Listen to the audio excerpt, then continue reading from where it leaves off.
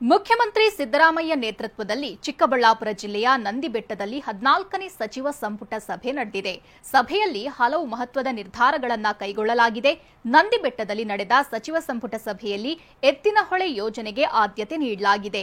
ಎತ್ತಿನಹೊಳೆ ಯೋಜನೆಗೆ 23,251 ಕೋಟಿ ರೂಪಾಯಿ ಮಂಜೂರು ಮಾಡಲಾಗಿದೆ. ಬೆಂಗಳೂರು ಗ್ರಾಮಾಂತರ ಜಿಲ್ಲೆಗೆ ಬೆಂಗಳೂರು ಉತ್ತರ ಜಿಲ್ಲೆ ಎಂದು ಮತ್ತು ಬಾಗೇಪಲ್ಲಿ ಹೆಸರನ್ನ ಭಾಗ್ಯನಗರ ಎಂದು ಮರುನಾಮಕರಣ ಮಾಡಲು ಕ್ಯಾಬಿನೆಟ್ ಅನುಮೋದಿಸಿದೆ.